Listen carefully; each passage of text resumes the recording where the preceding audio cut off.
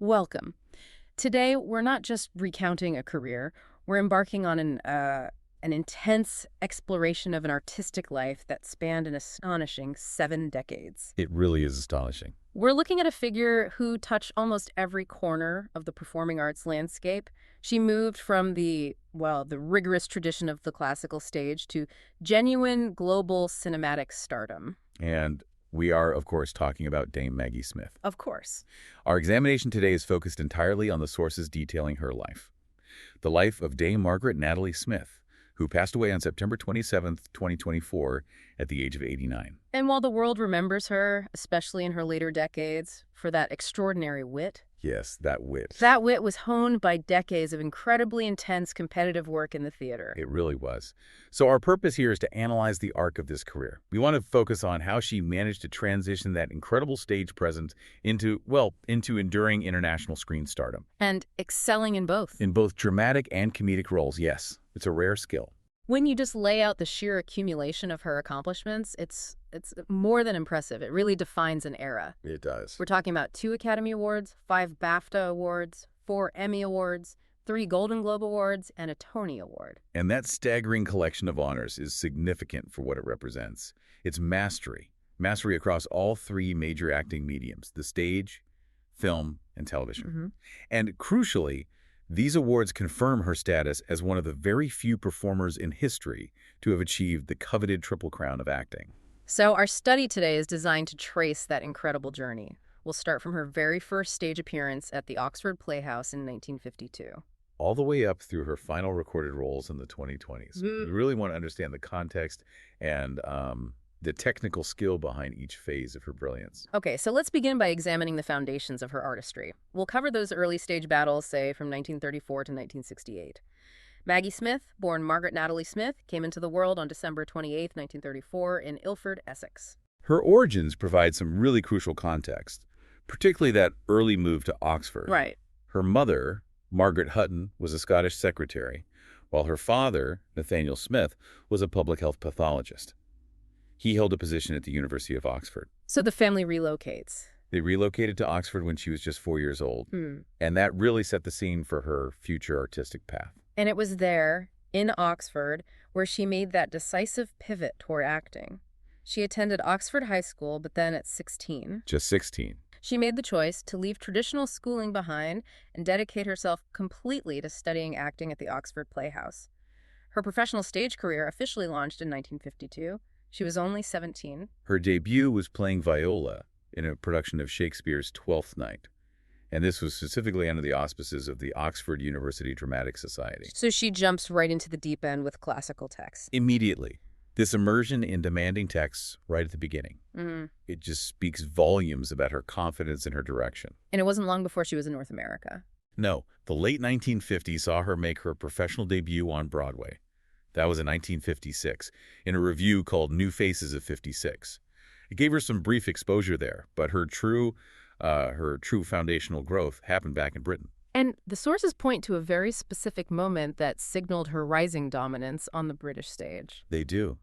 That moment came in 1962. She won the first of what would become a record 6 career Best Actress Evening Standard Awards. The first of 6, that's incredible. It is. And this was for her commanding work in Peter Shaffer's twin productions, The Private Ear and The Public Eye. So she won for 2 different roles at the same time. Exactly. Winning an award for essentially 2 different roles simultaneously showed this unparalleled versatility, even so early in her career. And the stellar stage recognition, well, it brought her into the orbit of the most formidable force in British theater at the time, Sir Laurence Olivier. Precisely. In 1962, Olivier invited her to join his newly formed National Theatre Company, which operated out of the Old Vic. She didn't just join, though. Oh, no. She became a defining fixture of that company throughout the 1960s. She was performing alongside a generation of actors who would become legends themselves, people like Derek Jacobi and Michael Gambon. And the sources define this era as creating one of the most famously intense professional dynamics in theatrical history. The rivalry with Olivier himself, what exactly was that relationship? It was. Well, it was less a bitter animosity and more a competitive recognition of equal talent. Equal, though perhaps channeled differently. Okay. The critic Michael Coveney detailed this dynamic. He noted that the moment Olivier witnessed her stage command, he knew he had met his match. Met his match. Wow. What Olivier specifically recognized was that her exceptional instantaneous command of comedy, that lightning-fast timing and precision, was the exact mirror image of the speed required for profound tragedy. So she could do both with the same velocity. She was the only actor who could challenge him in terms of sheer theatrical velocity. Coveney described the atmosphere as an actual contest on stage.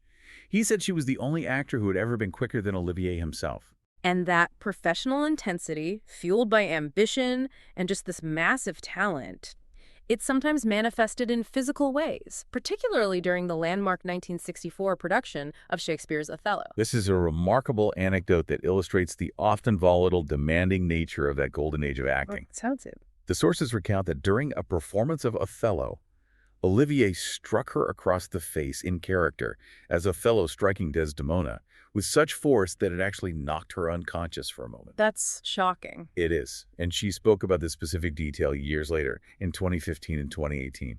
It underscores not just the physical commitment required, but the extreme pressure and the volatile dynamic between two seismic talents navigating a demanding classical text together. So while she's enduring this crucible on stage, she was also successfully making that difficult transition to film. Her first major screen credit came in 1959 with the film Nowhere to Go, and it immediately garnered recognition. Yes, that debut performance earned her the first of a remarkable career total of 18 BAFTA nominations. It's a testament to her inherent screen presence that she achieved that level of recognition right away. And significantly, her connection to the National Theater stage provided her early cinematic recognition. The Othello film. Exactly. The film adaptation of Othello in 1965, where she reprised her stage role as Desdemona, opposite Olivier, earned her first Academy Award nomination for Best Supporting Actress. So the 60s saw her steadily building her film credits. The balancing lighter comedies with more intense dramas, she was proving her versatility wasn't limited to one genre, even as she remained, principally focused on the stage. Now, let's talk about the decade that truly defined her international star status, 1969 to 1979, the era of her first Oscar wins and the full expansion of her range. And the centerpiece of this period is undoubtedly the prime of Miss Jean Brodie. A defining role. This 1969 film was the definitive leading role of that era for her. Her portrayal of the charismatic, unconventional, and ultimately dangerous Edinburgh schoolteacher. It secured her the Academy Award for Best Actress. What's crucial here is a context, though. The role had already been played by two other major actresses. A very important point. Vanessa Redgrave on the London stage, and Zoe Caldwell, who won the Tony for the New York run. And yet, Smith's interpretation was singled out. Universally singled out for its technical brilliance on film. So how did she do that? How did she translate that ferocious stage power into a successful and different film performance? Well, critics offered specific language for it. Dave Kerr of the Chicago Reader praised it as one of those technically stunning, emotionally distant performances that the British are so damn good at. Technically stunning. The technical skill here relates to her precision. Her delivery was surgical. She conveyed layers of manipulation and tragedy through sharp wit and restraint. She proved she understood how the camera captures subtlety, unlike the broader strokes sometimes needed for the stage. Right. It's a different medium entirely. Completely. Greg Farrar reinforced this view, calling her performance stirring and mesmerizing, and confirming its place as the film's high point. And this role naturally also earned her her first BAFTA Film Award for Best Actress.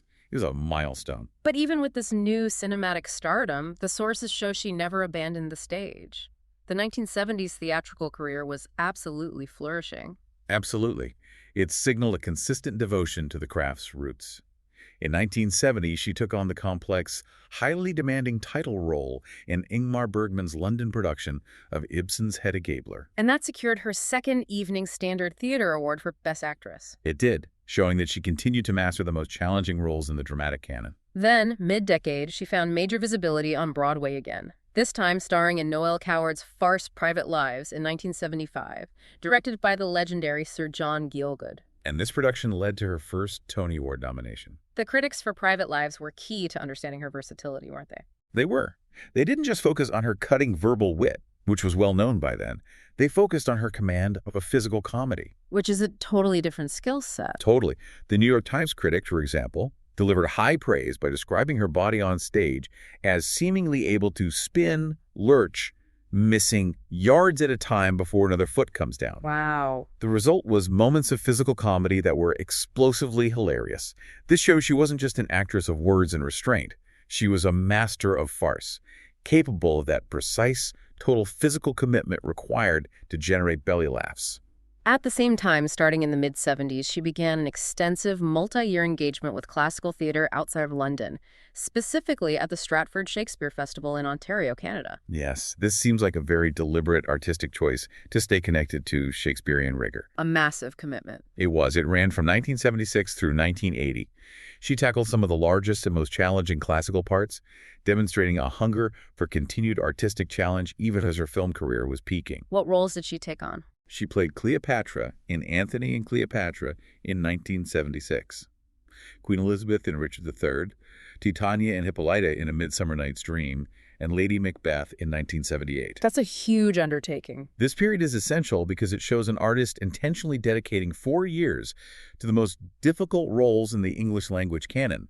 It proves her commitment went far beyond just commercial pursuits. And her cinematic output during this decade was also highly successful. She had 2 significant Oscar nominations, culminating in a truly unique achievement. She received her 3rd Oscar nomination, this time for Best Actress, for playing the eccentric Augusta Bertram in George Cukor's Travels with My Aunt in 1972. And she also took part in several ensemble films. Yes, films that capitalized on her growing reputation for sharp-tongued delivery. These included the locked room mystery Murder by Death in 1976, where Vincent Canby of the New York Times singled out her and David Niven as marvelous. And she played Miss Bowers in Death on the Nile in 1978. And then the 1978 Academy Awards arrived with California Suite.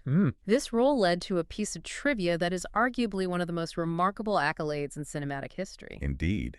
She won the Best Supporting Actress Oscar for her portrayal of Diana Barry, a fictional British actress who was in Los Angeles for the Academy Awards, and she loses. So she won an Oscar for playing an Oscar loser. She is the only person in history to have won an Academy Award for portraying a fictional Oscar nominee who fails to win the award in the film. That's an incredibly meta achievement. It is. It captures the anxiety and the dark humor of Hollywood's awards season from an outsider's perspective, and it just demonstrated her ability to bring profound depth even to material written for pure comedy. We mentioned earlier that actors already saw her as a legendary scene stealer. This Oscar win, portraying a self-aware actress, must have just amplified that reputation. Oh, absolutely. And she closed out this incredibly prolific decade by returning to Broadway in 1979 for Tom Stoppard's play Night and Day. She played Ruth Carson, earning her a 2nd Tony nomination. And even though the play itself received mixed reviews, her individual performance was praised universally. Walter Kerr of the New York Times noted that while the play had its issues, Smith herself could not single-handedly turn Night into Day. Which confirms that even if a project wasn't a hit, her individual drawing power and technical command were undeniable assets. Exactly. That brings us into part 3, spanning 1980 through 1999. This is the period when she became the established dame, gaining formal royal recognition and creating screen characters that would become truly iconic. This era is marked by her elevation within the British honor system. She was first appointed commander of the Order of the British Empire, the CBE, in 1970. And that recognized her exceptional artistic contributions. Yes.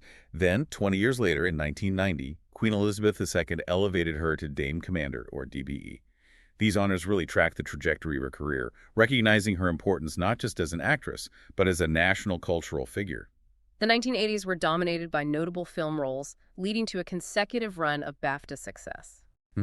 Her performance in the 1984 black comedy, A Private Function, earned her a 2nd Best Actress BAFTA Film Award for playing Joyce Chilvers. This film also provides one of the most vivid anecdotes, illustrating the sometimes chaotic reality of filmmaking. Yes. The sources detail a famously challenging production experience, specifically relating to her co-stars, 3 unpredictable live pigs, all named Betty. 3 pigs. The producers had chosen 6-month-old female pigs, believing they would be manageable, but they were described as unpredictable and often quite dangerous. I recall a detail about a scene in the kitchen. Yes, a moment of genuine peril. The scene involved Smith being cornered by one of the unpredictable Bettys, requiring her to take swift action. And? The sources confirmed that she was forced to vault over the back of it just to escape the animal. This detail, though it's comical in retrospect, it speaks to the dedication and physical fearlessness she brought to every set, regardless of the chaos or the dignity of the scene. Shortly after that, she starred in the Merchant Ivory triumph that introduced her particular brand of witty, restrained Britishness to a new global art house audience. A Room with a View in 1985. A huge film. Playing the highly repressed and ultimately frustrated chaperone Charlotte Bartlett, this film was a global phenomenon. It secured 8 Academy Award nominations, including Best Picture. And the Merchant Ivory style was perfectly suited to her talents. It was. She excelled at portraying characters whose intense internal lives were constrained by Victorian and Edwardian manners. This performance earned her her 5th Oscar nomination, Best Supporting Actress, and she took home her 2nd Golden Globe and 3rd BAFTA for Best Actress. So this film confirmed her status as the preeminent actress for portraying sophisticated British eccentricity and emotional depth. Without a doubt. But despite that global film recognition, the stage remained a personal priority. Her return to Broadway in 1990 provided one of her most satisfying personal victories, winning the Tony Award for Best Actress in a Play. And that win was for the play Lettuce and Lovage. The significance here cannot be overstated. The work was written specifically for her by Peter Shaffer, The same playwright who provided the work that secured her first Evening Standard Award almost 30 years prior. So it was a custom-built vehicle for her. Entirely. Yeah. Designed to maximize her unique theatrical gifts. Reviewing the performance, Frank Rich perfectly encapsulated the appeal. He said, "There is only one Maggie Smith, but audiences get at least 3 of her in Lettuce and Lovage. And that has the shrewd sense to keep her glued to center stage." An absolute affirmation of her singular stage drawing power. It was. We also see her simultaneously dominating British television during this decade. She frequently collaborated with the writer Alan Bennett. Her nominations for BAFTA TV Awards for roles like Mrs. Silly in All for Love in '83 and notably Susan in A Bed Among the Lentils in '87. Which was part of Bennett's famous Talking Heads monologues. Yes. It just underscores her versatility. She could transition instantly from leading a major Oscar-nominated feature film to delivering an intimate, character-driven TV monologue that relied purely on vocal control and facial expression. Then, the early 90s saw a surprising shift. She moved successfully into large-scale box office comedies aimed at a broader mass audience. Indeed.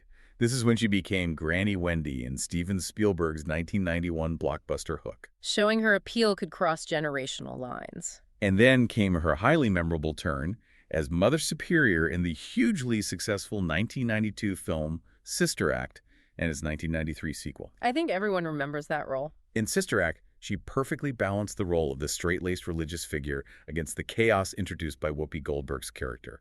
She was showcasing her impeccable comedic timing to a new global generation of filmgoers. By the mid to late 90s, she solidified her status as the preeminent classical stage actress of her era, with some incredibly complex, critically revered stage roles. Her portrayal of Lady Bracknell in Oscar Wilde's The Importance of Being Earnest in 1993 earned her a 4th Olivier Award nomination. But the pinnacle of stage praise in this period came for her work in Edward Albee's challenging play, 3 Tall Women in 1994. For which she won a record 5th Evening Standard Theater Award for Best Actress. The sources really zoom in on the technical genius required for that specific Albee performance. What made it so remarkable? The role required her to embody a complex, aging character, transitioning between different states of mental awareness. Critics like Paul Taylor of The Independent noted that her performance was something that has to be seen to be believed. What did he praise specifically? He praised her ability to execute the nuanced physicalities of senility. Things like the sudden subsidings into wretched senile tears, the frustrated, dismissive flappings of her arm as her mind gropes impotently for a mislaid fact, and the subtle way she utilized comic cunning to mask her mental blankness. So she managed to capture the often tragic reality of senility with aggression and sharpness. Yes, avoiding caricature while maintaining theatrical command. It was a masterclass in psychological and physical acting. And she closed out the 90s with yet another BAFTA success. Her 5th overall BAFTA Film Award, this time for Best Supporting Actress, for her role in the 1999 ensemble film Tea with Mussolini. It just shows an actress who is consistently relevant and award-worthy across the decades. Her dominance in the 90s was absolute. Proving her longevity regardless of the medium or the role's size. Whether she was playing the Duchess of York in the fascist-themed 1995 film adaptation of Richard III opposite Ian McKellen, or playing the witty, alcoholic Claire in Albie's A Delicate Balance in 1997. Which earned her a 5th Olivier nomination. She was constantly challenging herself and receiving the highest critical praise. We now move into Part 4, covering the years 2000 through 2024. This is the era where she achieved massive global recognition through 2 enormous franchises and cemented an astonishing late-career peak that surprised even industry insiders. This period truly propelled her into a level of international iconography previously unseen in her career. The primary vehicle was, of course, the role of Professor Minerva McGonagall in the Harry Potter film series, which spanned from 2001 to 2011. She appeared in 7 of the 8 films, and the sources confirmed that this was a role requested specifically by the author herself, J.K. Rowling. That highlights the cultural anticipation for her involvement. It's fascinating to get a glimpse into the production process of those massive blockbusters, especially given her background in intimate theater. She shared a great anecdote about working with Alan Rickman. Yes, in 2016, she recounted this wonderful self-deprecating story. She explained that working with Rickman was a joy, but detailed their running joke about the sheer volume of filming dedicated to collecting reaction shots. Reaction shots. She recalled that after the main scene involving the child actors was complete, the camera would then turn around to capture their reactions, looks of amazement or sadness or things over and over. I can imagine that gets repetitive. She said they used to laugh because they figured they had reached number 200 and something of reaction shots and had effectively run out of knowing what to do with their faces. It perfectly illustrates the contrast between the technical demands of a huge franchise film versus the continuous performance flow of a stage play. Exactly. And alongside this blockbuster success, she secured her 6th and final Oscar nomination for a film that returned her to high-end, auteur-driven ensemble work, Robert Altman's Gosford Park in 2001.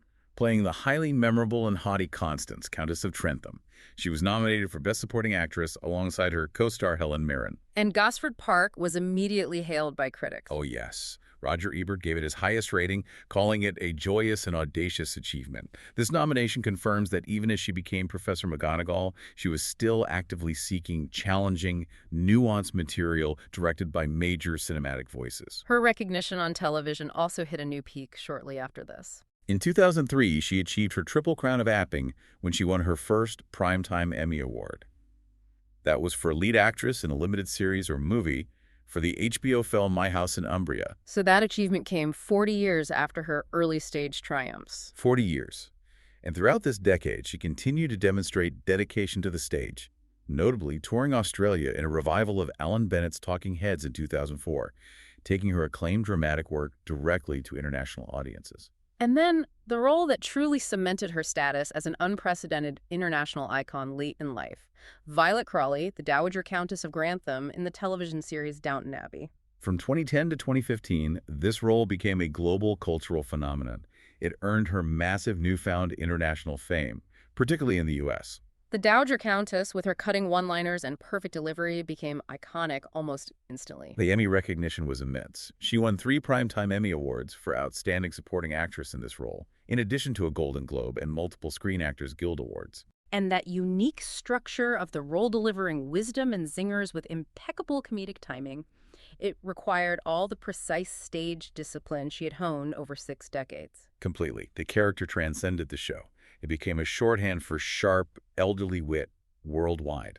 But even while Downton Abbey was running and she was dealing with this intense level of global visibility, she continued to pursue challenging film roles. She appeared in highly successful ensemble films like The Best Exotic Marigold Hotel in 2012 and Dustin Hoffman's directorial debut, Quartet, also in 2012. Quartet earned her a 10th Golden Globe nomination. It's just a steady stream of high-quality film work. It demonstrated that critics and audiences alike still recognize her capacity to lead an ensemble feature film well into her 70s and 80s. But the critical peak of the 2010s arrived in 2015 with The Lady in the Van, the film adaptation of Alan Bennett's play where she played Miss Mary Shepherd. She received rapturous reviews for playing this challenging, complex role. A woman who lived in a decrepit van, the writer Alan Bennett's driveway for years. And the praise was universal. The Times praised her compelling performance, which earned her Golden Globe and BAFTA nominations, And this era also shines the spotlight on a fascinating personal characteristic: her profound aversion to celebrity and talk shows. I find that detail particularly telling, given her global status. It speaks volumes about her focus being purely on performance craft, not promotion. It was a genuine cultural event when, on October 30, 2015, she appeared on The Graham Norton Show.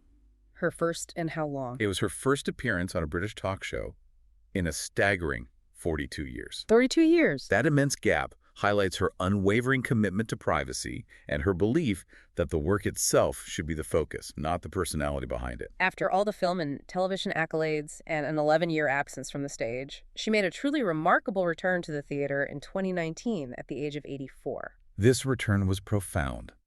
In April 2019, she took on the one-woman play A German Life at the Bridge Theatre in London. And the role was incredibly challenging. Portraying Brunhilde Pomsel, the real-life secretary to Joseph Goebbels at the Nazi Ministry of Propaganda, reflecting on her life and complacency during the war. A one-woman show. And critics universally hailed this performance as a career high point, even after 6 decades of work. They did. Matt Wolf of the New York Times wrote that the performance represents a new high in a 6-decade career with no shortage of peaks, and that the audience knew immediately they were witnessing something special. And she won a record 6th Best Actress Evening Standard Award for this role. Think about that span. From her first win in 1962 to this final, intensely challenging one-woman performance in 2019. It demonstrates an artistic growth, relevance, and dedication to testing her craft that spanned 57 years. Her final film roles included A Boy Called Christmas in 2021 and The Miracle Club in 2023. A remarkable end to a remarkable career. Let's dedicate this final part to reviewing her enduring legacy, the weight of her honors, and the personal notes that ground this monumental figure. Well, the sheer breadth of her competitive achievement, anchored by that triple crown of acting, the Oscar, Emmy, and Tony, which she completed with the Emmy win in 2003, it just places her in a select, rarefied club of performers who have mastered all 3 domains. And beyond the competitive awards, her consistent recognition from the British monarchy underscores her status as a national icon. Following her CBE in 1970 and her elevation to Dame Commander in 1990, she received an even rarer and higher distinction. She was appointed member of the Order of the Companions of Honor, the CH, in 2014. And at that time, she became only the 3rd actress ever to receive this specific honor. Yes, following Sybil Thorndike and Judi Dench. It's an acknowledgement of outstanding achievement in public life at the highest possible level, reserved for individuals of whom the monarch feels they have received valuable service. Shifting briefly to her personal life, the sources offer some poignant insights into her family and her private struggles. It reveals the human element behind that relentless professional schedule. She was married twice, first to actor Robert Stevens from 1967 to 1975. They had 2 sons, Chris Larkin and Toby Stevens, both of whom have followed their parents into acting. And then she married playwright Beverly Cross in 1975. Yes, and they remained married until his death in 1998. And following his death, she was remarkably candid about the difficulty of that loss, a rarity for such a private figure. In 2013, she spoke openly. She shared that after his passing, it seems a bit pointless going on one's own and not having someone to share it with. That's a powerful statement. This small but significant detail provides a window into the private loneliness and vulnerability of a person celebrated and revered worldwide. It reminds us that behind the Dowager Countess's wit was a very real human experience of grief and solitude. We must also acknowledge the serious health battles she faced, sometimes right in the middle of her most celebrated work. She was diagnosed with Graves' disease in 1988, which required radiotherapy and optical surgery. Later, in 2007, she was diagnosed with breast cancer. But she reportedly made a full recovery. By 2009, yes. But these health challenges occurred precisely during a period of massive career output, including the filming of the Harry Potter series and the preparation for the launch of Downton Abbey. Her ability to maintain that demanding professional pace while managing severe health issues is truly astonishing. It really is. And despite the overwhelming praise she received throughout her career, she maintained a famously modest view of her own image. Yes. She told NPR in 2016 that she much preferred being considered a character actor as she aged, rather than a dish. Which is amusing because a 1960s Broadway reviewer had, in fact, called her an undeniable dish. It is. This self-assessment just confirms that her focus always remained firmly on performance, on the technical requirements of the role, and on longevity through talent rather than superficial attributes. And her commitment to her roots extended into charitable endeavors, even late into her life. She served as a dedicated patron of Glaucoma UK and, significantly, the Oxford Playhouse, the very stage where her career began. Bringing it full circle. Her commitment to supporting the industry, both financially and charitably, was consistent. It culminated in her participation in major fundraising efforts like the 2020 Conversation, for one night only, alongside contemporaries like Judi Dench, Ian McKellen, and Derek Jacobi. Following her passing in September 2024, the tributes flooded in, solidifying her status as a cultural giant of the 20th and 21st centuries. King Charles III described her simply and powerfully as a national treasure. Her Harry Potter co-star Daniel Radcliffe stated that the word legend is overused, but if it applies to anyone, then it applies to her. And Emma Watson highlighted her personal integrity, calling her real, honest, funny, and self-honoring. But perhaps the most powerful comparison came from her contemporary, Helen Mirren, herself an acting icon. Mirren provided powerful cultural context. She compared Smith's status to that of Queen Elizabeth II in terms of her presence in British life. That's a huge statement. Mirren said that Smith had been a part of my life since I was a student, and she was an icon even then, concluding that she was one of the greatest actresses of the past century. That level of sustained cultural comparison truly captures the scale of her presence in not just the acting world, but in British identity itself. The unique societal reaction that followed her death also provided a powerful final tribute that connected back to her theatrical roots. It was a rare and profound gesture. Theaters across both the West End of London and Broadway dimmed their lights to honor her memory. A tradition reserved for the true greats of the stage. This act signals the unique esteem she held, not merely in Hollywood or on television, but specifically within the global theatrical community, the community that was the cornerstone of her entire existence, stretching back to that first role in Twelfth Night in 1952. Looking back at her monumental body of work, the journey is one of relentless artistic striving. What, in your view, is the single most compelling summary of her legacy for the listener? It is the verticality and longevity of her artistic power.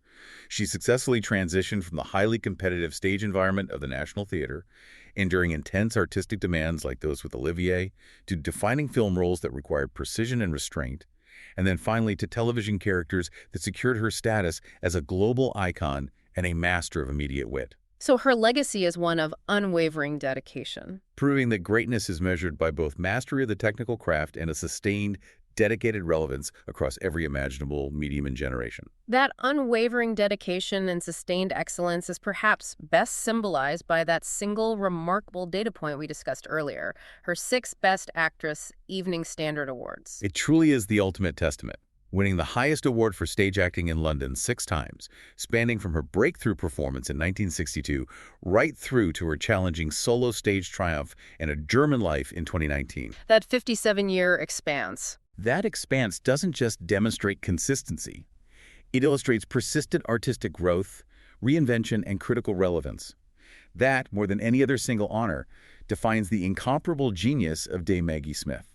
We hope this analysis has provided you with a richer understanding of this monumental artistic life. It was an unparalleled career that will continue to influence performers for decades to come. Thanks for listening.